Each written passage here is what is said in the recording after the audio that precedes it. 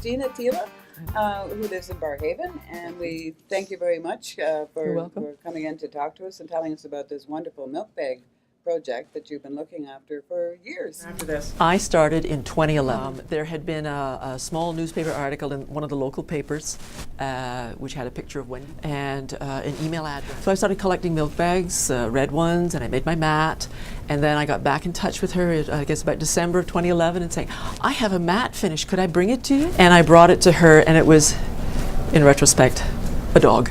And then showed me other mats that people had made that were softer, cushier, and better. not dogs. Not dogs. And so I have since learned, and now we make poofy mats, which are comfortable for people to sleep on. So like this right here. Yeah. Yes, like this one here, where I've taken just 8 or 10 rows of different colors. And so I thought it'd be fun to make a mat where all I did was keep switching out the colors. And I had more colors, but eventually had to stop. It was Really nice and so we comfortable. crochet, and we also crochet bags like this. This is another style of bag here.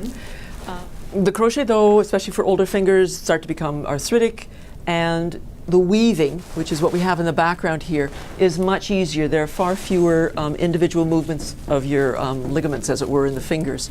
So we weave in and out like this, and very loosely, again, you want to make a cushy sort of mat made by the Longfields Fine Woodworking students and teacher. So this is also a Barrhaven product. Because between us, the people who produce, And Nancy And- has done some too. yes, and she has a really big one right here, Right. which took her a long time.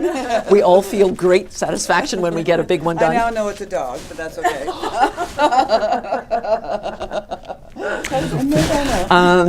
So we are the producers, the people who receive these things, who are in countries where they really need them. There have been disasters, it's poverty, whatever the reason, they need these mats, they need these bags.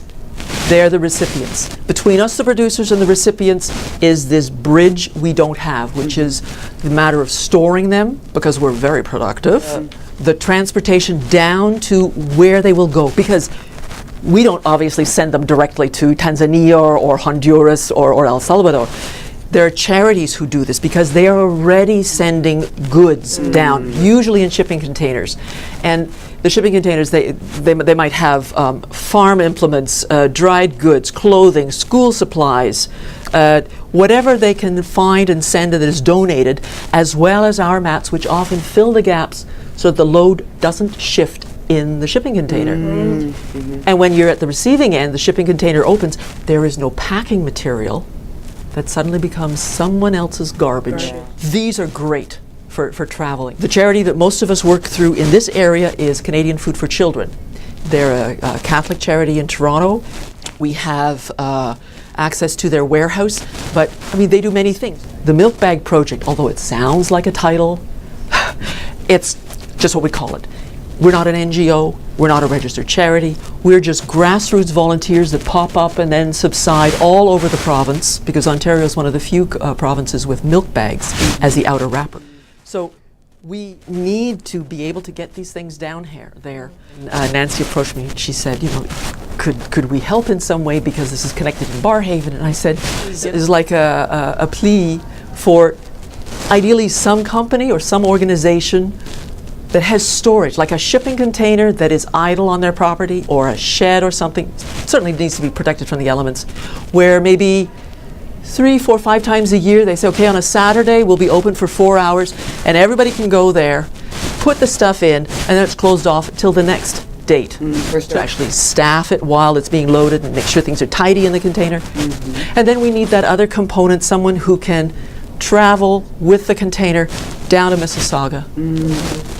I don't know how companies arrange this, but as I said, everyone's a volunteer. There is no NGO, there is no tax receipt for companies, because most of them want to have something in return. Farley Mowat, again, a Barrhaven school. With all of these schools producing, we really need storage and we really need transportation. Well, And you hopefully go- we can help with that. Oh, if this helps, we would be so grateful. We might even crochet you a mat for your own personal use. From my backyard. So you meet at the Court of Barhaven, My too. goodness, yes. Twice a month, second and fourth Mondays from 1 till 3. And they also have an activity in-house for their residents, and they weave. And they're producing a lot of stuff. We call ourselves now, in honor of Wendy, the Cool Milkbag Ladies. And Nice. her name was spelled with a K, and so, because everywhere we go, invariably someone says, you know, long ago there was a woman who came by, and I said, Wendy may have passed on, but whatever, she has passed Her something legacy. else on, a Yeah. legacy, which is terrific. And it's throughout Barhaven, Riverside South, Greeley. It's fabulous. Excellent. And I'm really glad to be part of that. Great. Well, we are too. Thank you so Yes, much. thank It's you. been a great opportunity. Thank you. Thank you. Okay.